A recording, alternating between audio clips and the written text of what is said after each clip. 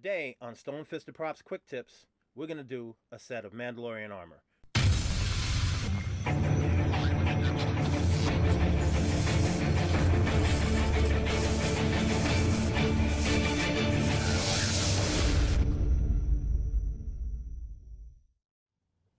Okay, so the first things you're going to need to start are a pencil or a Sharpie so you can trace out your patterns, okay? You're going to need a box cutter or any sharp blade. Make sure your blade is sharp and has a nice point to it. Even though the material we're going to be working with is pretty soft and pliable to cut, you know, it's good to have a sharp blade. So you're going to need the sharp blade. I like to use a file, okay? This is a flat file. If you don't have a file, it's okay. I just use this to round the edges because it gives you a more professional look, and it's going to help with the look that we're trying to achieve in the end. So a small file is good. If you don't have a file and you just want to use your Dremel, I don't always recommend people using a Dremel because it's a big learning curve. You may gouge the edges, and if you're going for a clean look, it's going to ruin your look. So that's why I say go with a file. You'll have much more control. You'll see that later. In addition to the file, you'll need some sandpaper, or what I have here are sanding sticks. If you want to learn how to make these, I'll have a link in the description below to Evil Ted's channel, where he shows you how to make these. Very, very cheap and inexpensive. It's paint stirrers with sandpaper glued onto it. You can get a lot of bang for your buck this way. I have 80 grit, 100 grit, 220, and 400 for finishing off. You don't always need all of these, but it's good to have. That's the tools you're going to need. In addition, you're also going to need a very important thing is a heat gun. Okay, this heat gun is from Harbor Freight. I have several of them. Very handy. Be very careful. This tip gets very hot and you can burn yourself. So you don't want to touch this to any surfaces or yourself. Make sure you work very safely. Okay, so before we get started on the materials, you're also going to need your template. These templates are from MandalorianMercs.org. It's the official site of the Mandalorian Mercs Costume Club. Anything you need to know about Mandalorian armor building, the Mandalorian culture, you can find it there, and it's a great resource, and I highly suggest that you stop there. I'm going to have a link to where you can find it. Okay, so what we're going to be working on in this quick tip series is the torso plates, which is the front of your armor. Okay, so here we have the collar plate. Next we have the chest piece.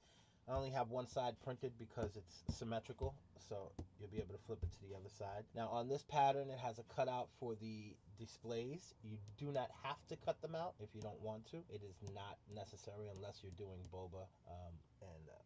So also here we have the abdominal plate.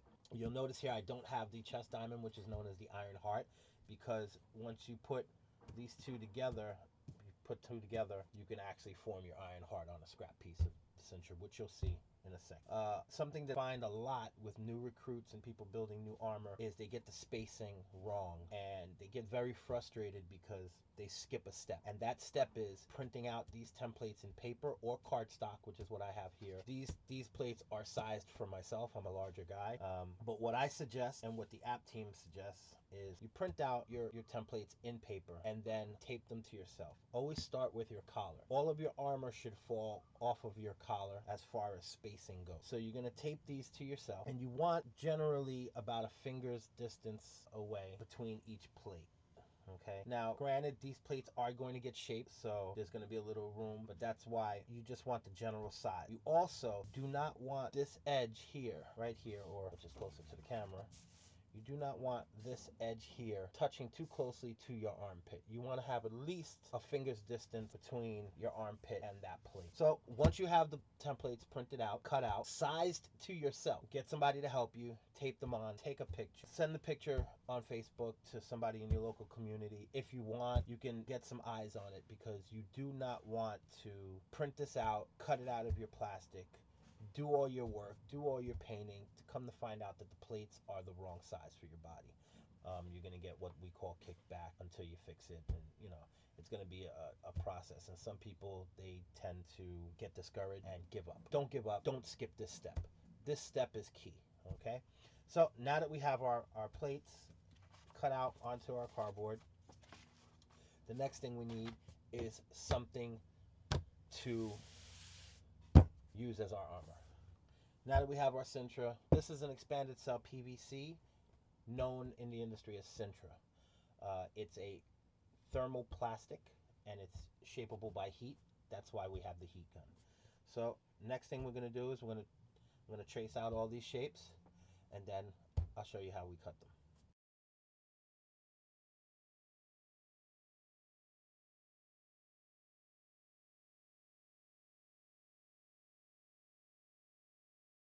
Okay, so now we have our templates traced onto our Sintra.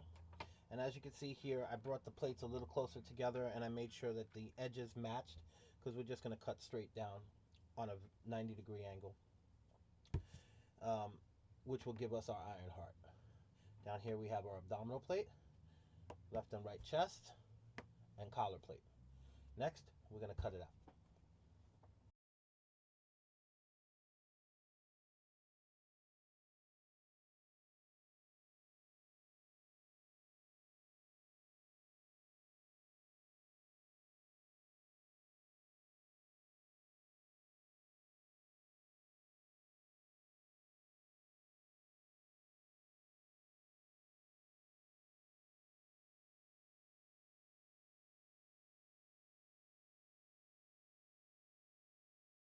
As you can see here, we now have our Sintra cut out, and we have a left and a right chest. We have our center diamond, which is our iron heart. We have our collar, and we have our abdominal plate. The next thing we're going to do is we're going to clean up the edges from where we cut, and we're going to do that with the file and the sandpaper. So I'm going to show you how to do that. Let's get to that step right now. What I do is I take the plate and I take the file or sandpaper, hold my finger behind it, and on a 45-degree angle, I push away and I start to round that edge. And what's going to happen is you'll see, it's hard to tell in the camera, you're going to see that it's going to start to taper on this edge. And it looks a little bit rough right now. But now what happens is, as you do that, you go to the side and you clean that off. And essentially what you're doing is you're rounding off that plate, because these armor plates were supposed to be pretty much manufactured. It is the future, it is space, it is science fiction. So, you know, it wouldn't have a very hard edge. So, and then any points here, I try to round them off nice and very subtly. Okay, you don't want anything to pinch you when it's on you.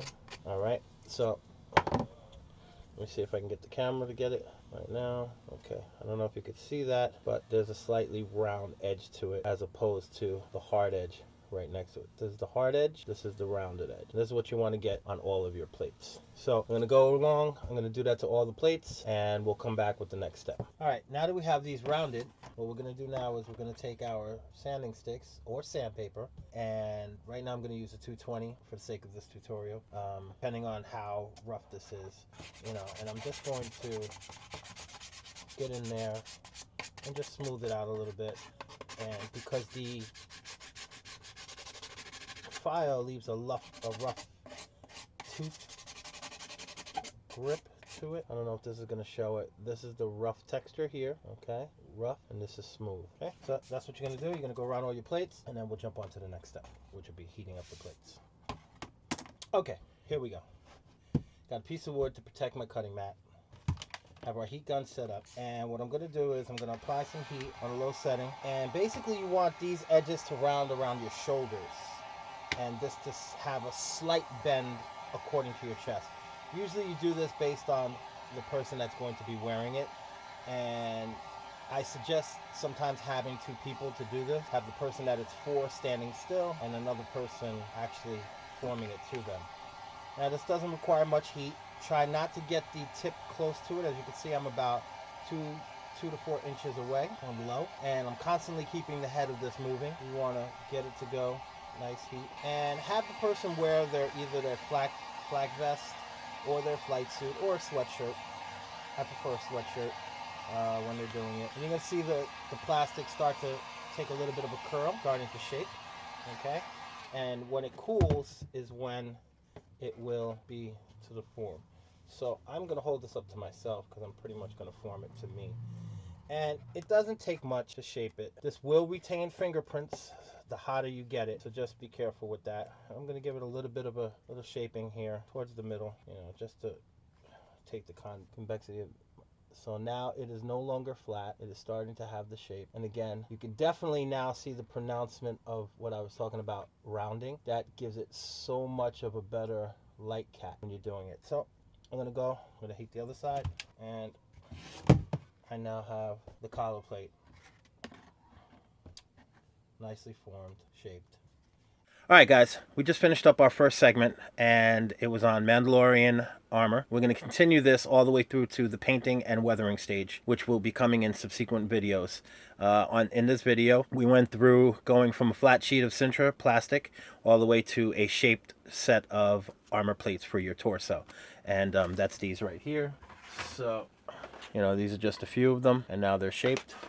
In the next video, we're going to go over some sanding, prime, and for the several coats of paint that it'll take from the metallic base coat all the way to the finished layered effect. We're going to do battle damage, maybe some light damage, and maybe medium damage. We're also going to do some carbon scoring and probably maybe even some blaster damage. Again, this is Ned with Stone Fisted Props.